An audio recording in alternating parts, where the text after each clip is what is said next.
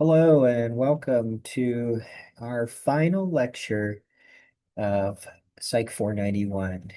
No, that is not an illusion in front of you. I went all out on these slides. But enough of that. I want to give us an outline of what we're going to be covering today. We're going to be talking about a topic called meta science today. Um, and we're going to be looking at a few different ways that we can conduct meta science.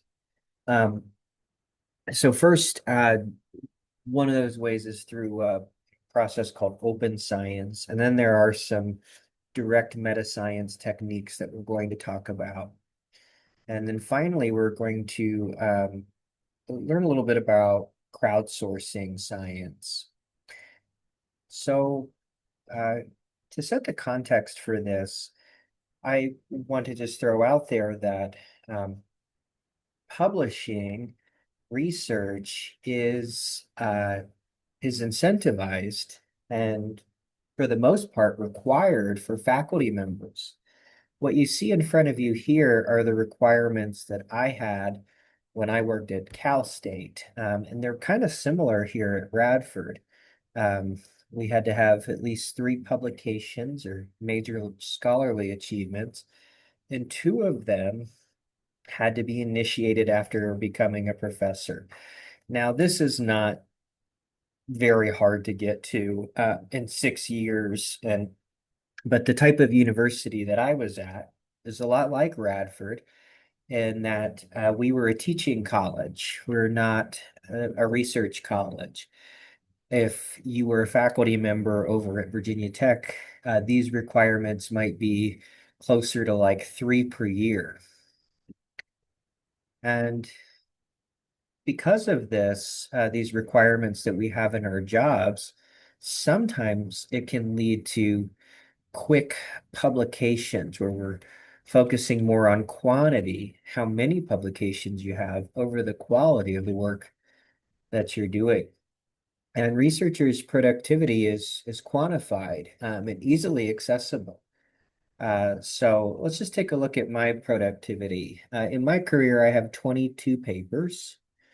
As of this morning, I have been cited a little over 2,000 times, and I have what's called an H index of 12. That means 12 of my papers have been cited at least 12 times. If I end up soon with 13 papers that have been cited 13 times, my H index will increase to 13. So I'm finding all of this information here on a website called Google Scholar. So here's my Google Scholar account, and you can see my citations. It even tracks how many I've gotten per year and different types of papers that I've published and how many times each of those have been cited. I also have this thing called an I-10 index, and if you can read that small font, it just means that that's the number of papers that I have that have been cited at least 10 times. Okay, so other people have read my work and said, okay, we want to cite this to uh, because it is related to the work that we're doing here. Okay. So again, we live in this publisher perish world as faculty members. And again, what this can lead to, I'm not saying this happens every time, but what it can lead to is quick publication that might be lower quality. Also, researchers are encouraged to conduct work that's novel, that's newer. It's not that valuable for us to replicate. Okay.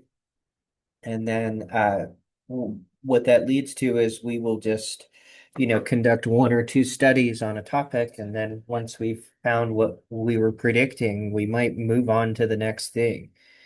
The common theme from this is that um, our work can be less trusted. I want to be careful to say that it should be less trusted. I don't think that's necessarily the case, but uh, I think we need to be looking at the quality over the quantity, and this is not characteristic of all the science that's out there. In fact, I think most people are doing really good work. Um, but as scientists, we need to be looking at the quality of our work as uh, you know, as basically a criterion for how we should apply the science that we're doing. So one way that we are working on these problems is through a movement called open science. Um, After all, the public pays for a lot of the science that's conducted in this country, the United States. And so, I'm a firm believer that the science that we do belongs to the public itself. So, you can think of open science as a movement to make all of research more accessible to society. So, one thing that open science allows is for you to pre-register your study designs and analyses. So you can make your hypotheses and materials open to the public, and you can lock them in before you even do the study. So let me just show you. I think I've already shown this once before in a prior lecture, but I have a study here on what's called the Open Science Framework that I did back in 2018-19. And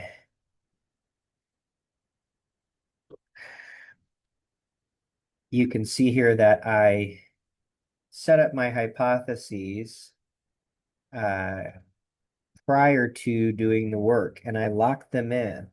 This was so locked in that I mean, I can't change it. I had a typo when I was making the title of the paper. I meant to put a hyphen here, and I put an equal to symbol by accident. I can never change that. So hopefully this gets you to trust science a little bit more, because I'm locking in these analyses and my plan for conducting the research prior to doing it.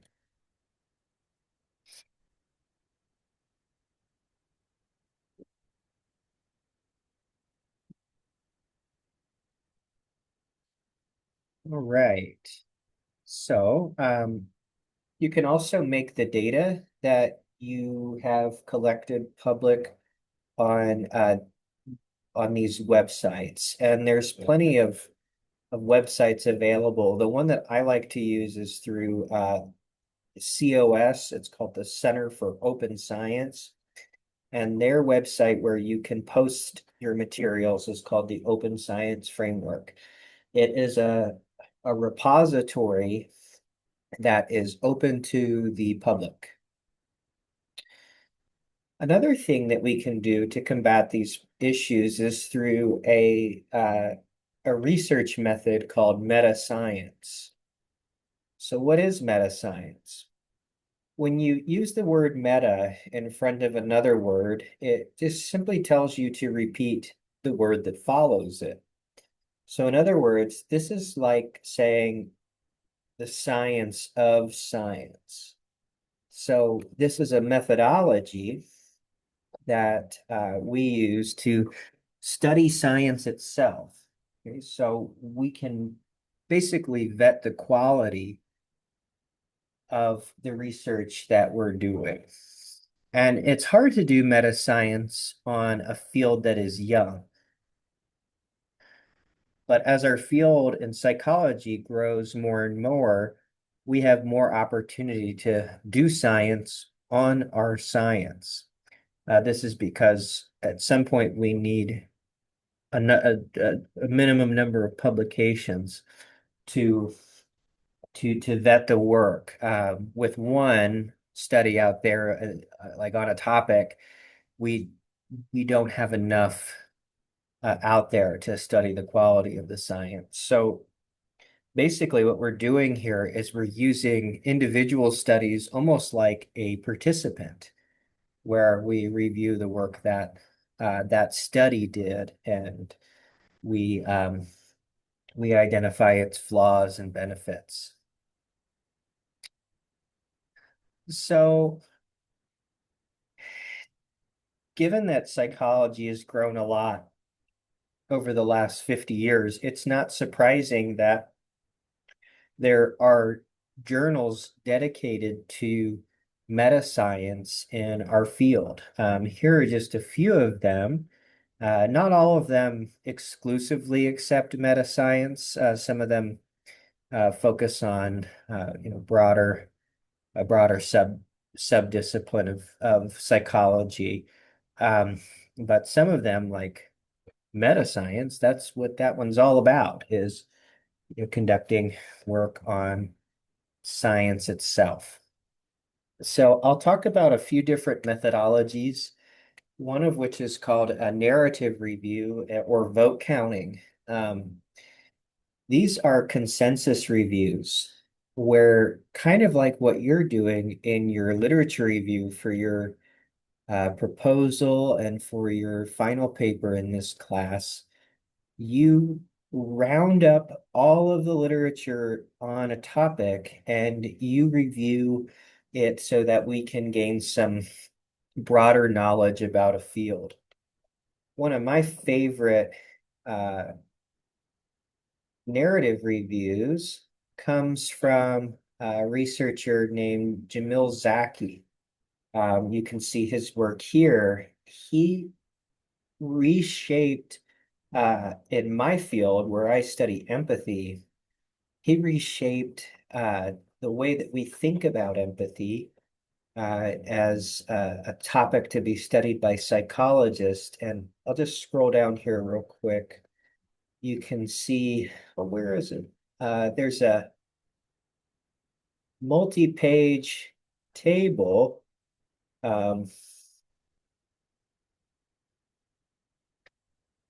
where he reviews all of the studies out there that support the case that he is trying to make. You can see it just goes on and on and on. I think it's like 9 or 10 pages. Quite a bit of work, and I don't have the patience for that kind of thing. But he did this narrative review. So there's some advantages and disadvantages. The advantage is, usually it's an expert in the field who's doing this, so it can serve as an evidence roundup to give us a story about where a research area is. It's essentially just a literature review. The downsides, though, are that they often lack methodological quality. How do we know that there aren't studies missing from your review? And another bias that comes in is that we have a preconceived notion about what we should expect in a field. Or in other words, we have a confirmation bias. We tend to find things that we're looking for, and we look for them in a way where it's easier to find them. Okay, so here's a little comic for you about confirmation bias. We've all been there, and the good news, though, is that psychologists are aware of these biases, and we know how to approach our methodology so that we can avoid these problems popping up. Related to narrative reviews is a method called vote counting. Here, researchers will look at the p-values in the studies that they're reviewing and simply count up the number of them that are significant and the number of them that are non-significant. And then they'll make a decision about whether or not there is an effect in reality. But there's some problems with this.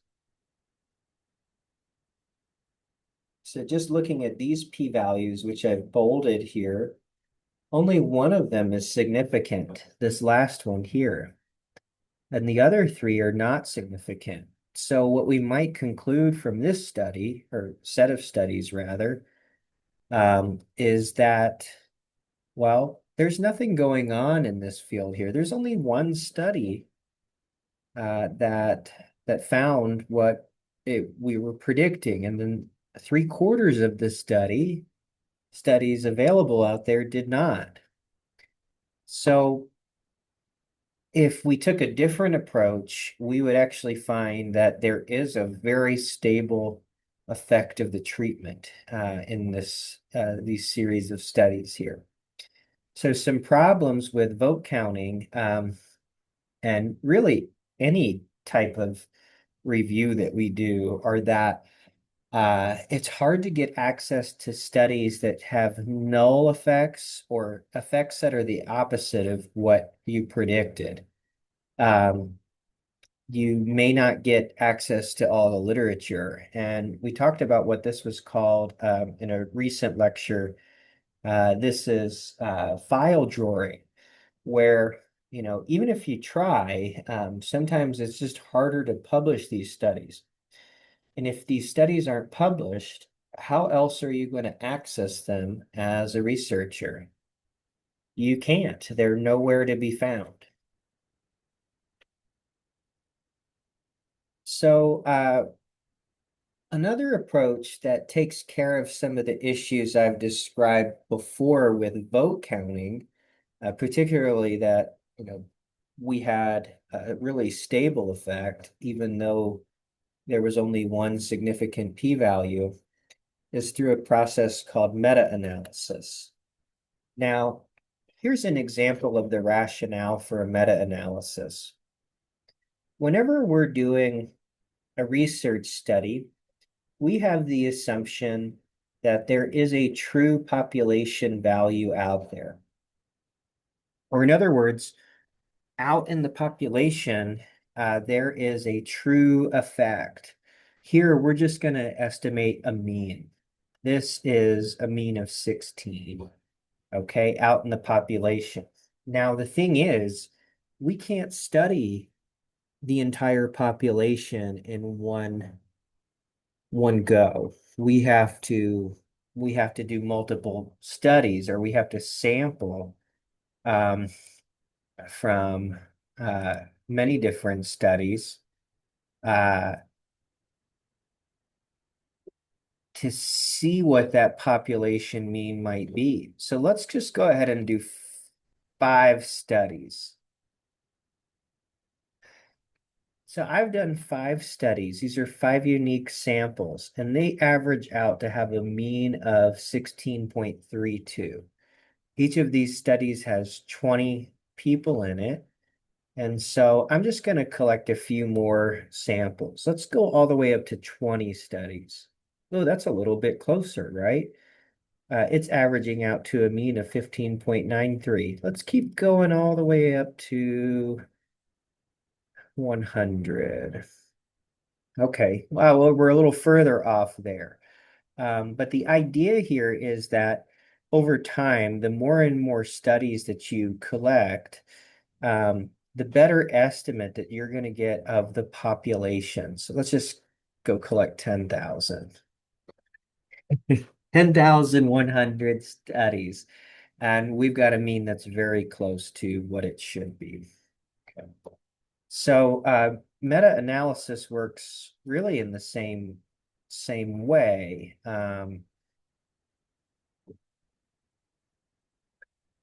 In that we believe that there is a true population effect out there in reality, but we can't see that.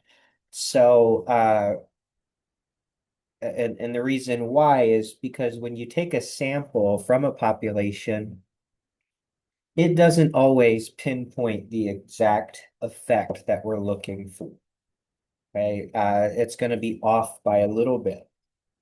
But if we get a sufficient number of samples, we can better approximate the true effect size. Or in other words, we're we're able to average out that sampling error. So in meta-analysis, we aggregate all the effect sizes from a study or from a series of studies on the same topic. So we aggregate them together. Instead of vote counting, where we're just looking at p-values, here we look at the effect sizes. And we want to see if there really truly is, a phenomenon out there in the field that we are interested in. So one example of this comes from some dude named Barry who conducted a meta-analysis on several studies that looked at mindfulness, a meditation technique, and pro-social behavior. Um, and down here on the x-axis, you can see these are effect sizes. And then on the y, well, kind of like I guess it's like a y-axis. On the y-axis, you have the individual studies. So each of these dots represents the effect size. If they're to the right of this line, it means that they were statistically significant and the mindfulness training recipients, as compared to the controls, were more pro-social. They were kinder. Okay, and we got a summary effect size around 0.4 for this. Or in other words, if you do mindfulness, it will boost your kindness by zero point 0.4 standard deviations. Okay, so how do we do all this? Um, Small samples are bad for meta-analysis. So to aggregate the effect size, we weight the studies basically by their sample size. It's really by the inverse of their sampling error, but that's usually inversely correlated with the sample size. Um, and we average out those effect sizes after weighting them. This calculates a test statistic called a z-value and a p-value, and we can see it in action. Here, this is actually of those four studies that I showed you earlier, where we made the determination, oh, yeah, this doesn't work. There was only one significant study and the other three were non-significant. Well, it turns out that across these four studies, the effect size was 0.3. So there was a treatment effect that was statistically significant. Or in other words, there's a stable effect here in reality of what we were testing. So meta-analysis can be another way around those issues that come up in vote counting and narrative reviews, where even if all the studies are non-significant, once you aggregate them together, there might be a significant effect of the treatment on the dependent variable. But what happens if we have unpublished studies? Can meta-analysis handle that? It can't. Um, so this is a big problem for us folks who do meta-analysis. This is an approach that I take in research, a methodology I use. And one thing that I'll do to get access to data that is not yet published is I'll get on a listserv that is associated with my field, and I'll tell them that I'm doing this meta-analysis and I would benefit from some of the results that they have. Now, you don't want to do this too early in the game because people will do something called scooping you. Or in other words, they'll take your idea and they'll run it themselves. So usually I wait until I'm already got the paper written and I'm ready to submit it to ask other authors out there in the science world for their data. You can talk with people at conferences about data that they have, but that can be kind of expensive to go to conferences. Um, Another thing I like to do outside of the listserv is to take all of the papers that have ended up in my meta-analysis and I find the authors of them and I email those authors directly and ask, hey, do you have any data out there that would be helpful for this meta-analysis? But even still, there's going to be some missing data.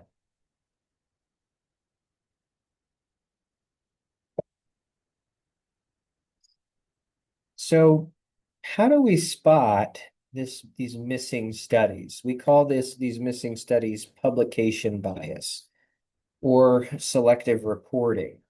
Um, Selective reporting is when not all of the samples in the world out there are published, and it comes in two different forms. One is called file drawing, which we've talked about before, where it's just harder to get null findings published.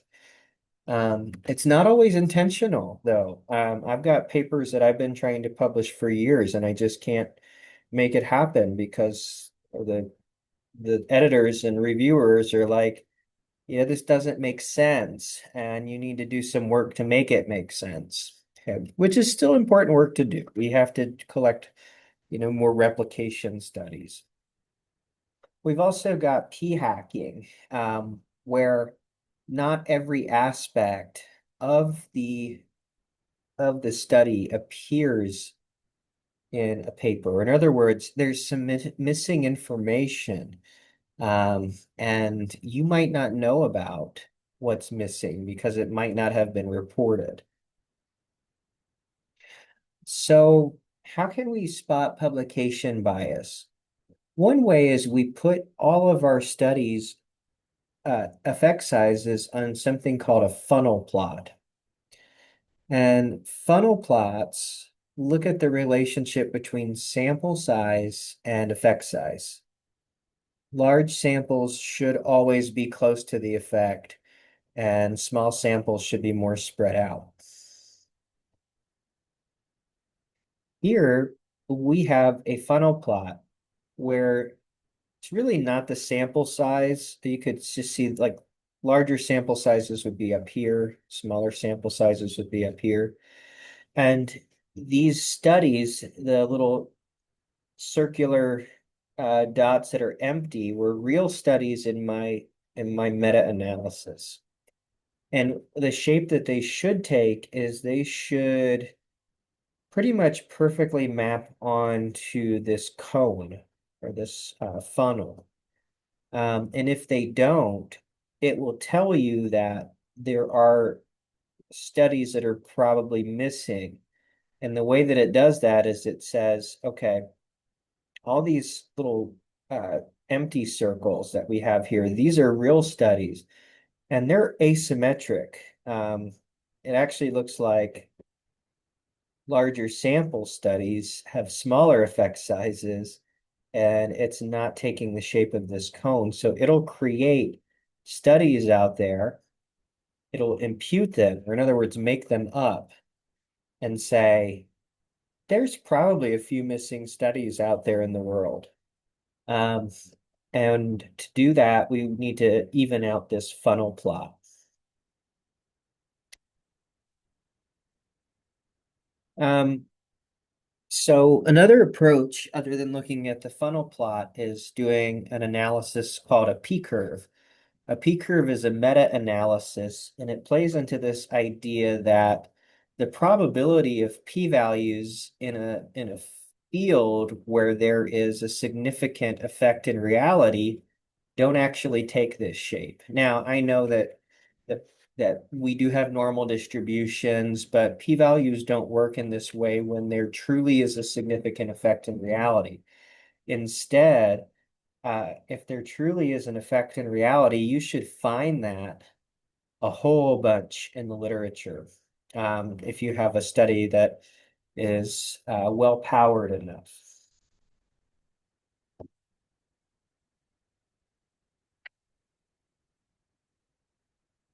So most of your effects should stack up around p less than 0.001.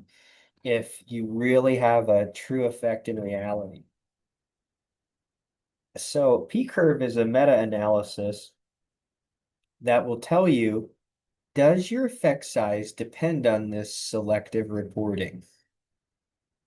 And it takes all the p-values from a field and plots them to see if the results take the expected shape. What expected shape? This expected shape in green here. We should not see what we see in the red.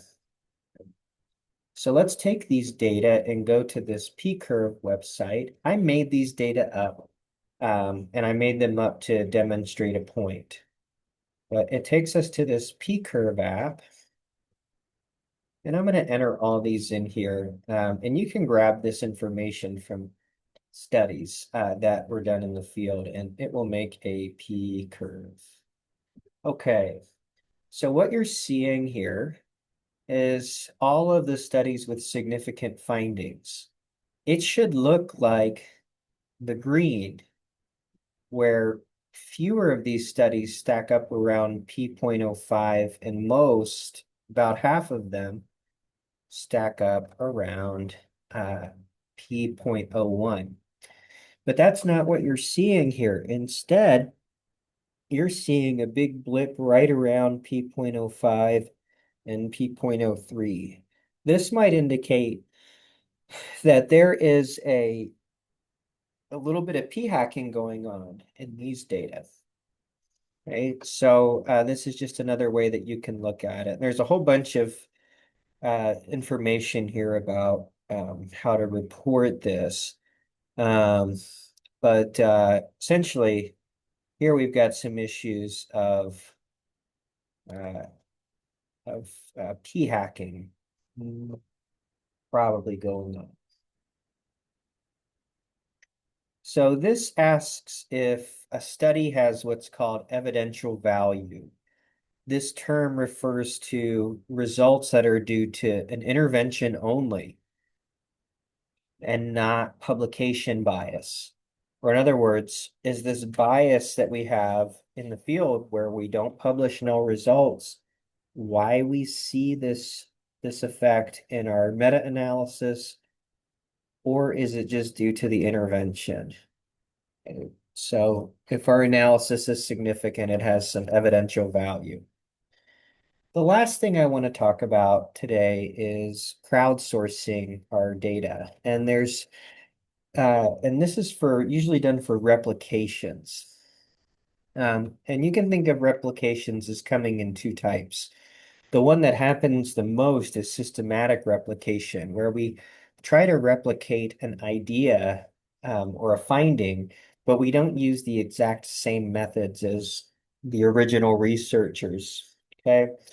And then the other is a direct replication. We don't see these effects or these types of replications quite as much because remember, we are trying to do science that is novel so that we can advance what we know. That's what is valued in the work that we do. But we should actually be replicating our work directly. Um, and there are some hurdles to that. So um, journals have page limits, and sometimes this limits what the researchers can report. So if there is something specific about, uh, the way that they design their study, that might be missing, and it makes it hard for you to replicate. So maybe you're missing the procedures that are important to getting an effect, the pilot studies that failed.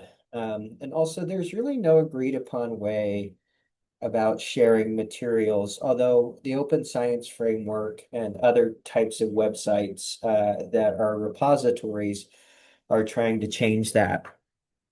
So ultimately, it's hard to replicate others' work because we might not have all the information that we need to do that. So one way that we've been getting around this is through crowdsourcing science. One of these crowdsourcing websites is called Psych Science Accelerator.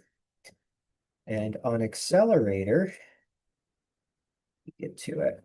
There are several researchers all around the world um, who work together to try to mass replicate findings out there in the field. So you can look at some of their projects. It's really neat.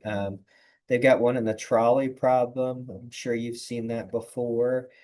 Stereotype threat, and they're putting together reports on these. And frankly, they've got, I mean, hundreds and hundreds of labs all around the world that are trying to replicate these findings together. What this does is it allows people to um, continue to focus on their own research programs and but then maybe they have one small project on the side where, with several hundred labs around the world, they are replicating some important findings. Okay. Another effort along these lines is the many labs approach. It's really similar to Psych Accelerator, but it's just housed on a different website. This is through the Center for Open Science. Um, and they get all sorts of labs together and try to replicate findings out there in the field. Okay, so these are just a few resources available at your disposal. And thank you all for a really nice semester. I will look forward to seeing your final papers.